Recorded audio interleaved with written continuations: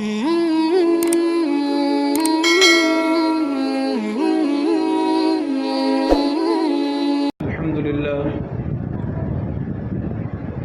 لله وكفى وسلام على عباده الذين اصطفى أما بعد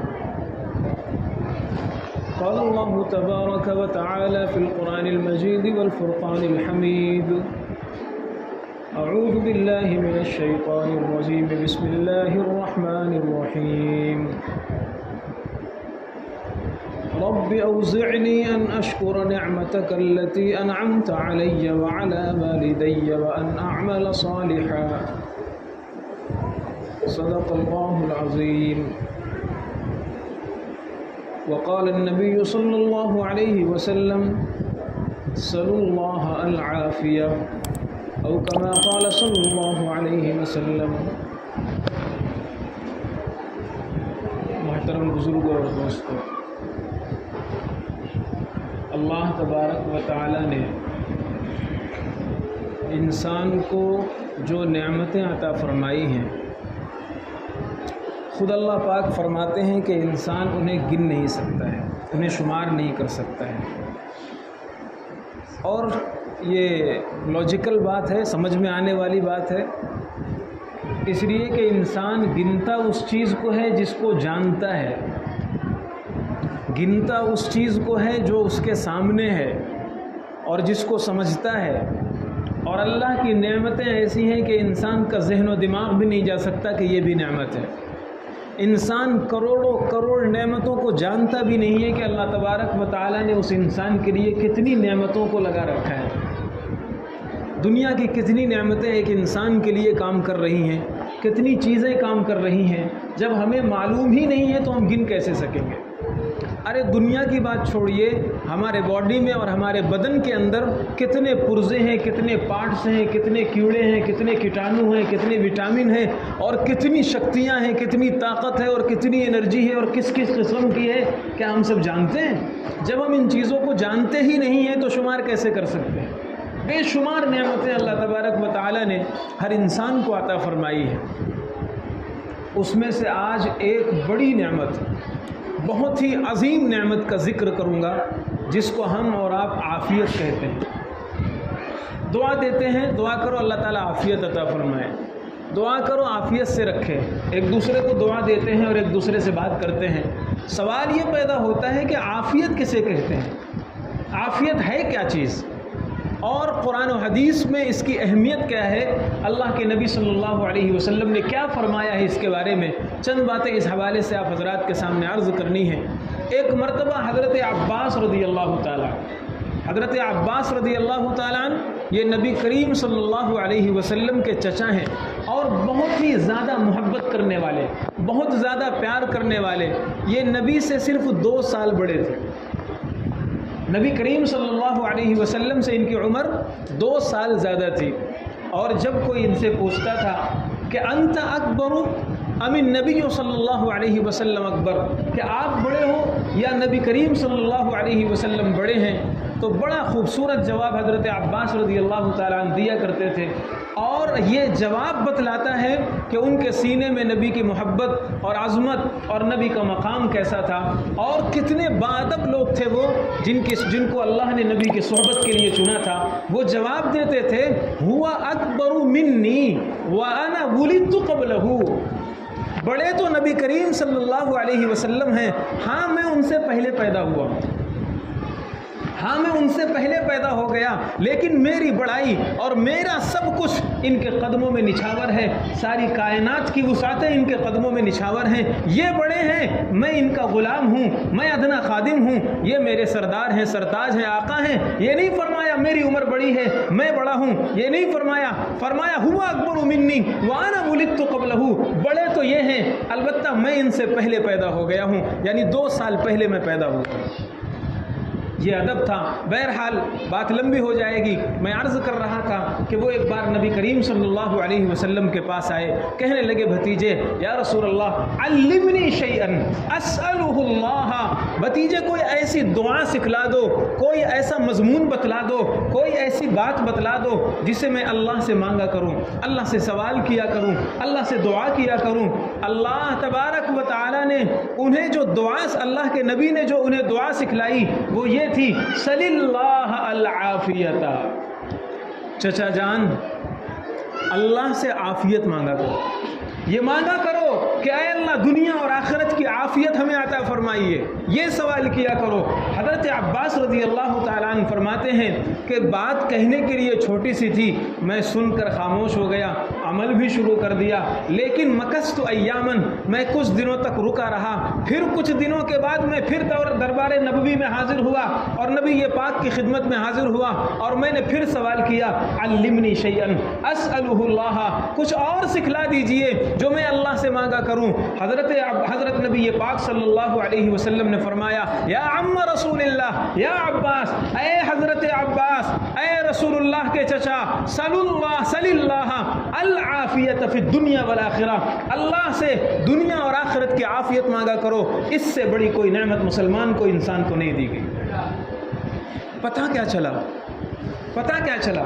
بلکہ ایک موقع پر آپ کو ایک بات بتاتا ہوں جس سے سمجھ میں آئے کہ عافیت ہے کیا چیز۔ نبی کریم صلی اللہ علیہ وسلم کے انتقال کے بعد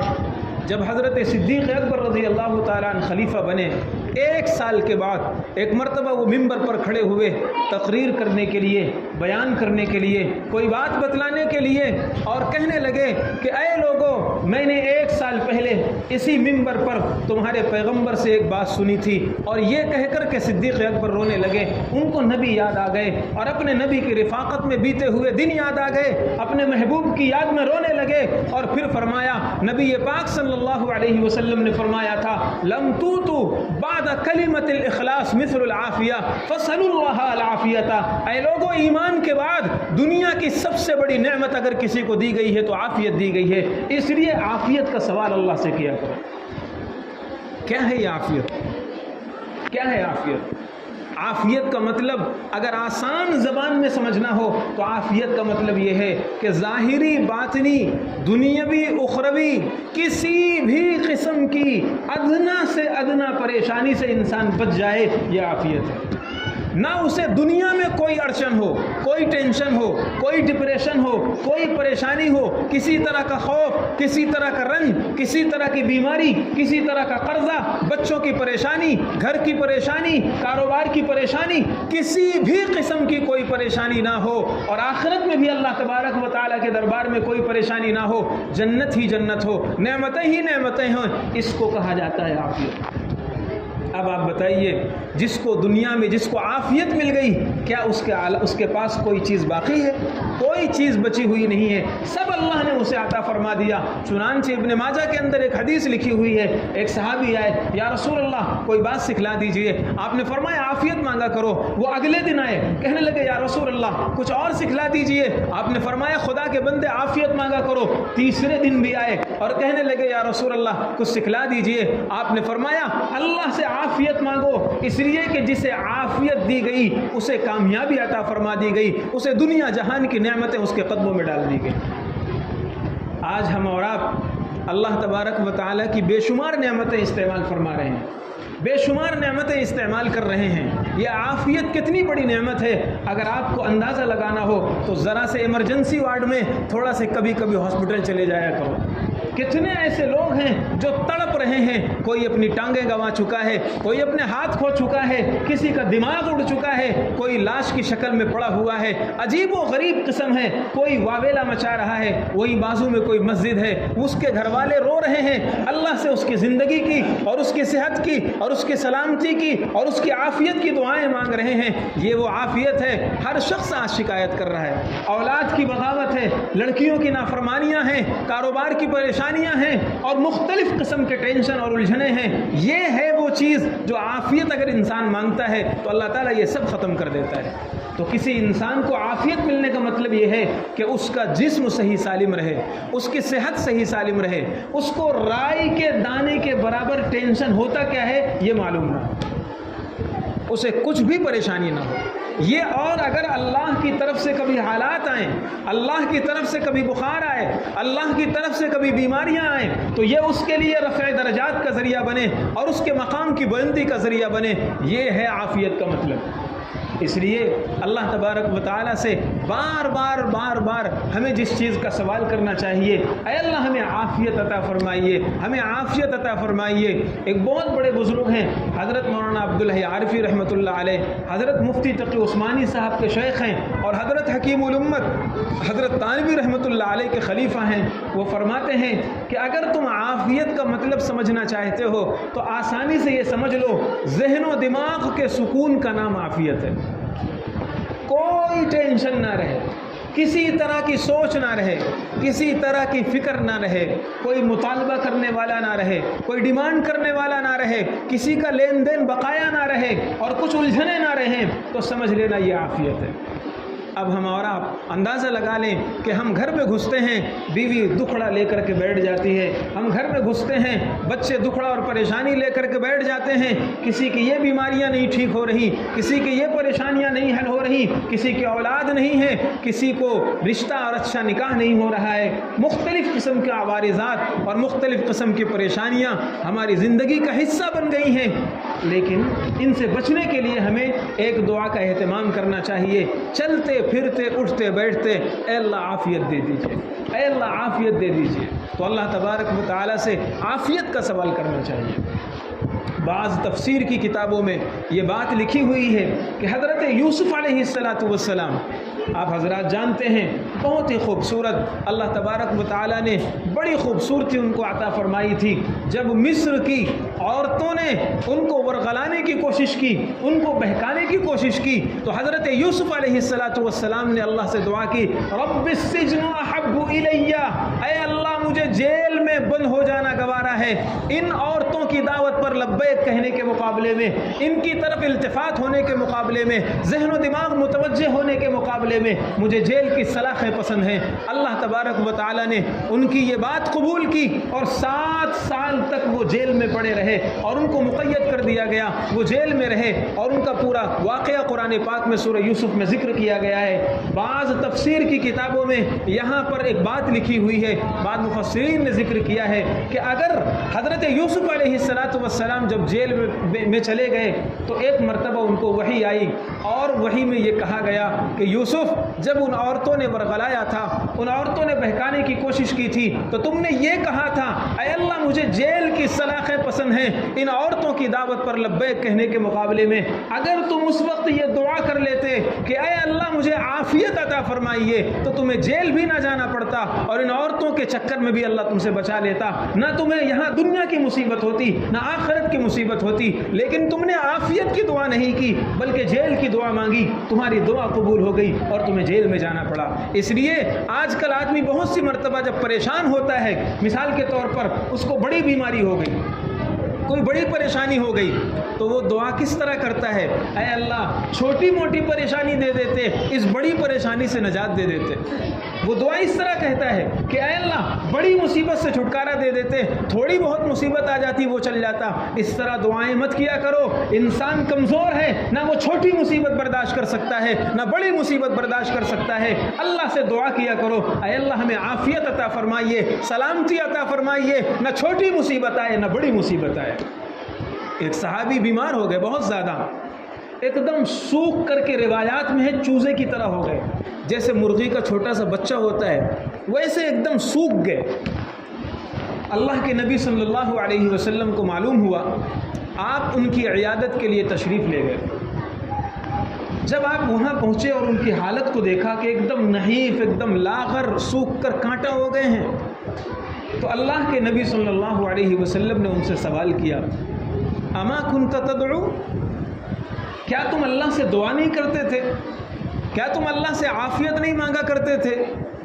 تو تو انہوں نے ایک بات کہی کہ یا رسول اللہ میں دعا تو کرتا تھا لیکن میں اس طرح دعا کرتا تھا، اے اللہ جتنا آخرت میں مجھے سزا دینا ہو وہ دنیا میں دے دیجئے، اے اللہ آخرت میں مجھے جتنی سزا دینی ہو وہ دنیا میں دے دیجئے۔ اللہ کے نبی نے کہا بھلے مانوس، ارے خدا کے بندے یہ دعا نہیں کرنی چاہیے، اللہ کی پکڑ کو اور اللہ کی سختی کو تم برداشت نہیں کر سکتے ہو۔ اللہ تبارک و تعالیٰ اگر سزا دینے پر آ جائے تو تمہارے اندر یہ چھمتا نہیں ہے، یہ شکتی نہیں ہے، یہ طاقت نہیں ہے کہ تم برداشت کر سکو۔ اللہ سے مانگا کرو کہ اے اللہ ہمیں عافیت عطا فرمائیے۔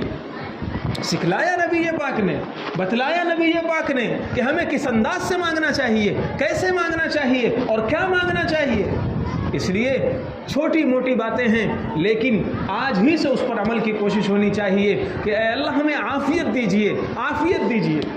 ایک بزرگ کا واقعہ کتابوں میں لکھا ہوا ہے، حضرت عمر نام ہے ان کا، اور یہ قلی کا کام کرتے تھے، بوجھ اٹھاتے تھے اور بوجھ اٹھا کر کے پہنچاتے تھے اور پھر 2-4 پیسے جو مل جاتے اسی سے کھانا لیتے، اسی سے اپنی ضروریات کو پورا کرتے۔ وہ کہتے ہیں ایک مرتبہ ایک صاحب نے میرے اوپر سامان لادا اور میں نے بڑا بوجھ اٹھا لیا، یعنی بہت وزن تھا اور وزن بہت زیادہ تھا اور میرے سر پر وہ لاد دیا گیا اور میں لے کر کے تھوڑی دور چلا۔ جب میں تھوڑی دور چلا پیر لڑکھڑانے لگے، پسینے میں شرابور ہو گیا، بوجھ بہت زیادہ تھا۔ میں سستانے کے لیے، آرام کرنے کے لیے اس بوجھ کو میں نے اتار دیا اور بوجھ کو زمین پر رکھ دیا اور میں نے دل میں اللہ تبارک و تعالیٰ سے دعا کی۔ سامنے والے کو پتہ نہیں، میرے بازو میں جو کھڑا ہے اسے پتہ نہیں، میں نے دل میں اللہ تبارک و تعالیٰ سے دعا کی اور میں نے یہ دعا کی کہ اے اللہ اگر مجھے 2 روٹیاں مشقت کے بغیر آپ عطا فرما دیں، میں یہ دھندا بندہ اور یہ جھمیلا چھوڑ دوں گا اور بغیر مشقت کے صرف مجھے 2 روٹیاں مل جائیں، اکتفی بہما، میرے لیے وہی کافی ہیں، میں کچھ اور زیادہ بینک بیلنس نہیں کرنا چاہتا، پراپرٹی جاگیر نہیں بنانا چاہتا، مجھے کھانے کے لیے 2 لقمے مل جائیں، 2 روٹیاں مل جائیں اور مجھے محنت مشقت نہ کرنی پڑے، وہی میرے لیے کافی ہے۔ بات آئی گئی ختم ہو گئی۔ کہنے لگے ابھی تھوڑا ہی وقفہ گزرا تھا کہ ایک مرتبہ 2 لوگ آپس میں لڑائی کر رہے تھے، جھگڑا ہو رہا تھا۔ میں نے دیکھا کہ دونوں آپس میں ایک دوسرے کو گتھم گتھا ہو رہے ہیں، مار پیٹ ہو رہی ہے۔ میں صلح کرانے کے چکر میں آگے پہنچ گیا اور میں نے صلح کرانے کے لیے، دونوں کو الگ کرنے کے لیے میں نے کوشش کی تو ان میں سے ایک نے ایک وزن بامبو لکڑی میرے سر پر مار دیا اور جب میرے سر پر مارا تو میرا بدن، میرا خون پورا چہرہ خون ہو گیا اور اسی دوران پولیس آ گئی، محتسب آ گئے اور انہوں نے مجھے یہ سمجھا کہ یہ بھی مجرم ہے اور مجھے بھی جا کر کے جیل میں ڈال دیا۔ اب جب میں جیل میں چلا گیا اور وہاں تھوڑا مجھے افاقہ ہوا، ہوش ووش آیا، کچھ دن گزر گئے تو جیل میں کھانا کیا آتا تھا، 2 روٹیاں آتی تھی صبح اور 2 روٹیاں آتی تھی شام۔ ایک مرتبہ میں سویا اور خواب میں مجھے کسی کہنے والے نے کہا او خدا کے بندے تو نے بغیر مشقت کے 2 روٹیاں مانگی تھی، دیکھ اللہ نے تجھے بغیر مشقت کے 2 روٹیاں عطا فرما دی ہیں، جیل کی سلاخوں کے پیچھے کوئی کام نہیں ہے، پڑا رہ اور 2 روٹیاں کھا۔ اللہ کے بندے تو نے اللہ سے عافیت کیوں نہیں مانگی تھی؟ یہ کیوں نہیں کہا تھا اے اللہ مجھے عافیت والی روزی عطا فرمائیے؟ یہ کیوں نہیں مانگا تھا بغیر مشقت والی عافیت والی روزی ہمیں عطا فرمائیے؟ اللہ تبارک و تعالیٰ سے یہ سوال کرنا چاہیے۔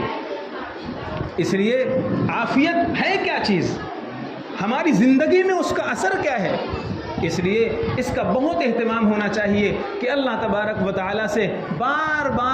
بار ہم ایک چیز کا سوال کریں، اے اللہ ہمیں عافیت عطا فرمائیے۔ آخر کوئی تو بات ہے، شب قدر حضرت عائشہ رضی اللہ تعالی عنہ فرماتی ہیں کہ میں نے نبی پاک صلی اللہ علیہ وسلم سے ایک بار پوچھ لیا کہ یا رسول اللہ اگر میں شب قدر کی رات کو پالوں اور مجھے آثار و علامات اور قرائن سے لگ جائے کہ آج شب قدر ہے تو ایسی کوئی بہت اہم دعا بتلا دیجئے جو میں اللہ سے مانگوں اور اللہ سے سوال کروں۔ آپ اندازہ لگا سکتے ہیں اللہ کے نبی صلی اللہ علیہ وسلم نے حضرت عائشہ رضی اللہ تعالی عنہ کو جو شب قدر میں دعا مانگنے کے لیے بتلایا ہے وہ یہی عفو اور عافیت کی دعا مانگنے کے لیے بتلایا ہے۔ ایک اور موقع ہے، حضرت انس رضی اللہ تعالیٰ عنہ فرماتے ہیں کہ ایک مرتبہ نبی کریم صلی اللہ علیہ وسلم نے فرمایا الدعاء لا يرد بین الاذان والاقامہ، اذان اور اقامت کے درمیان دعا قبول ہوتی ہے۔ یہ حدیث ہے، آپ کو سنا رہا ہوں۔ ہم اور آپ اذان ہوتی ہے، ابھی گھڑی دیکھتے ہیں، جب اللہ نے بلا لیا ہے اب گھڑی کس کام کی ہے اور گھڑی کس دیکھنے کی ضرورت پڑ رہی ہے؟ جب آپ فارغ بیٹھے ہو، گھر میں ہی بیٹھے ہو، دوستوں کے پاس بیٹھے گپ شپ کر رہے ہیں ہم لوگ، لیکن اذان ہو گئی ہے، اس کے باوجود ابھی گھڑی دیکھیں گے، جب 2 منٹ باقی ہوگا ہانپتے کانپتے آئیں گے اور اللہ کے گھر میں آئیں گے۔ نبی پاک نے فرمایا الدعاء لا يرد بین الاذان والاقامہ، اذان سے اقامت کے درمیان کا جو وقفہ اللہ نے دیا ہے اس میں دعائیں قبول ہوتی ہیں۔ اپنی پریشانیاں اور اپنے حالات اپنے اللہ کے سامنے رو، اپنا دکھڑا خدا کے سامنے بیان کرو، وہ اس خاص وقت میں تمہاری دعائیں سنتا ہے۔ بلایا ہے اس نے، اذان دے دیا، اس نے اپنے بندے کو لگا دیا کہ تم اللہ کے بندوں کو بلاؤ۔ اب ہو گیا، اب کس چیز کا؟ اب ہم آئیں گے، نہ دعا مانگنے کی فرصت ہے، نہ موقع ہے، سنتیں پڑھنے کا بھی موقع نہیں ہے، جلدی سے آئیں گے، کسی کی 2 رکعت چھوٹ رہی ہے، کسی کی 4 رکعت چھوٹ رہی ہے۔ اس لیے حضرت انس رضی اللہ تعالیٰ عنہ فرماتے ہیں کہ جب نبی نے یہ حدیث بیان کی الدعاء لا يرد بین الاذان والاقامہ، کہ اذان اور اقامت کے درمیان دعا قبول ہوتی ہے، میں نے سوال کر لیا یا رسول اللہ اذان اور اقامت کے درمیان کون سی دعا مانگوں؟ کیا مانگوں اللہ تبارک و تعالیٰ سے؟ جب میں سمجھ گیا کہ دعا قبول ہوگی، میں کیا اللہ سے مانگوں؟ اللہ کے نبی صلی اللہ علیہ وسلم نے فرمایا عافیت مانگو۔ پتہ چلا کہ ہمیں اپنی قبولیت کی گھڑیوں میں اللہ تبارک و تعالیٰ سے عافیت مانگنا چاہیے، اور عافیت کا مطلب آسان زبان میں آپ بالکل خوشحال زندگی گزاریں گے، کوئی پریشانی کسی قسم کی نہ ہو، یہ عافیت ہے۔ آپ کی صحت اسی طرح کام کرتی رہے، نہ آپ کا کھانا چھوٹے، نہ آپ کا پینا چھوٹے، نہ ہاسپٹل کے چکر لگانے پڑے، نہ عدالتوں میں کیس لڑنے پڑے، نہ وکیلوں کی فیس بھرنا پڑے، نہ ڈاکٹروں کی خوشامد کرنا پڑے، سمجھ لینا یہ عافیت ہے، اور یہ خوشیوں بھری زندگی